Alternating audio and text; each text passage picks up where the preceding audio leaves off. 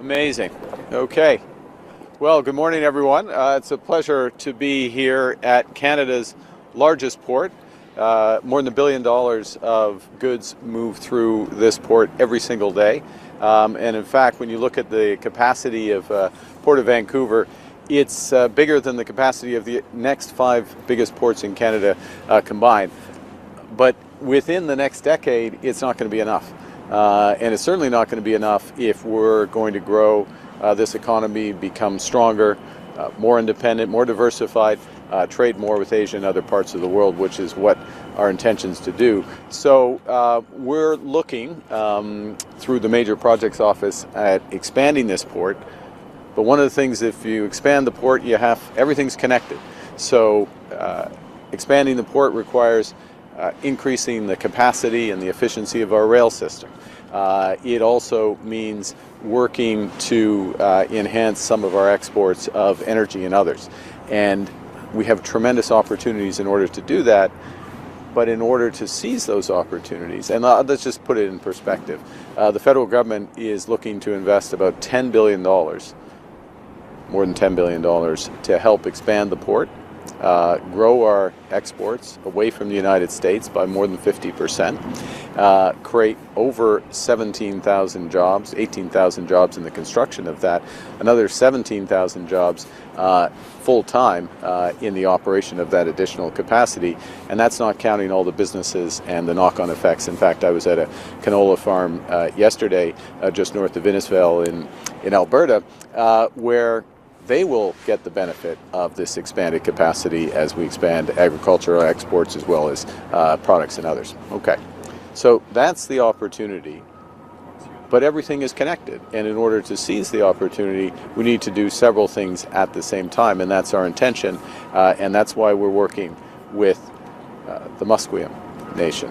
We're working with Tsawwassen First Nation. We're working with the Squamish First Nation, the Tsleil-Waututh First Nation. This is unceded territory and traditional lands. There are treaty rights from the First Nations, and we need to work in a way that is building inclusively with Indigenous partners, sharing in the economic benefits, ensuring that the incredible natural resources we have, heritage, patrimony, is not just preserved but enhanced. So the federal government has been investing hundreds of millions of dollars to protect our whales, including the southern resident killer whales just off there. Hundreds of millions of dollars coming to with a part of the Pacific salmon strategy. $3.5 billion for our broader ocean protection strategy. But as important is working directly with First Nations who are managing these habitats, respecting their traditional rights, and creating economic opportunity for them. So that means housing. That means fully participating in the expansions here. It also means developing new ways of the partnerships between us. And I'd like to thank Chief Laura Cassidy of the Tsawwassen First Nation for being here. We can see her home. We can see Tsawwassen if you look over your shoulders just there. And I'd also like to thank Chief Wayne Sparrow of the Musqueam for being here. And of course, full respect to the other leaders of the other First Nations that we've been meeting with in discussions of how to move this forward together. It is a tremendous opportunity to build Canada strong, to build Canada sustainable, to make our country more independent, more resilient, and to do it in the right way, to do it inclusively, to do it in solidarity with those workers over there, creating good union jobs, tens of thousands of good union jobs, not just here but across the country. Alors, c'est un grand plaisir d'être ici à la port de Vancouver. C'est le plus grand port du Canada. C'est plus grand que les autres, les 5 autres ports qu'avant. Deuxièmement, c'est maintenant il y a des exportations à peu près 1 milliard de dollars par jour. Mais c'est pas assez. La capacité de ce port-ci va être trop petit dans une décennie. Et pour un Canada plus fort, plus indépendant, plus résilient, plus indépendant des États-Unis, il faut augmenter nos exportations, il faut augmenter la capacité de ce port-ci. C'est nécessaire de faire d'investissements, de grands investissements ici, plus de 10 milliards de dollars par le gouvernement fédéral. Mais en même temps, tout est connecté et il faut travailler dans une manière inclusive avec les Premières Nations, dans une manière de solidarité avec les travailleurs canadiens, des syndicats canadiens et dans une manière soutenable. Et c'est la raison pour laquelle nous travaillons. Nous avons des discussions très constructives avec les chefs des Premières Nations.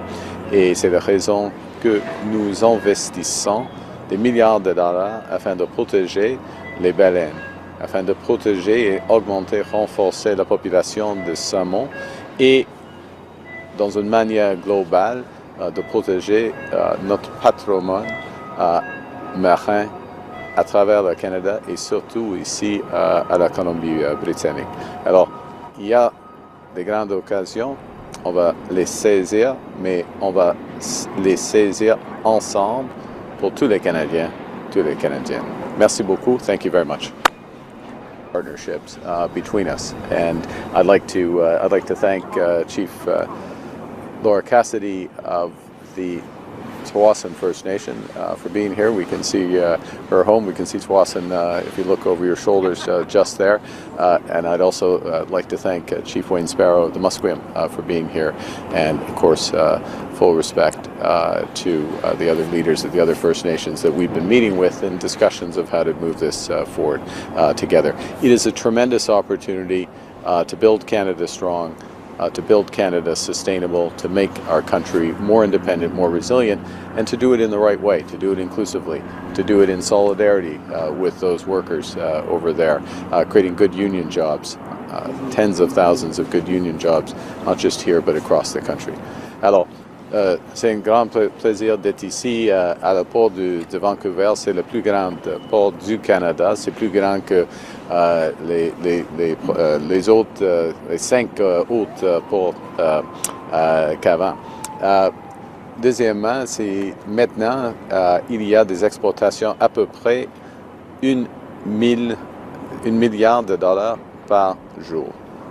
Mais ce n'est pas assez. La capacité de ce port-ci va être trop petit dans une décennie. Et pour un Canada plus fort, plus indépendant, plus résilient, plus indépendant des États-Unis, il faut augmenter nos exportations, il faut augmenter la capacité de ce port-ci. C'est nécessaire de faire d'investissements, de grands investissements ici, plus de 10 milliards de dollars par le gouvernement fédéral. Mais en même temps, tout est connecté et il faut travailler dans une manière inclusive avec les Premières Nations, dans une manière de solidarité avec les travailleurs canadiens, des syndicats canadiens et dans une manière soutenable. Et c'est la raison pour laquelle nous travaillons.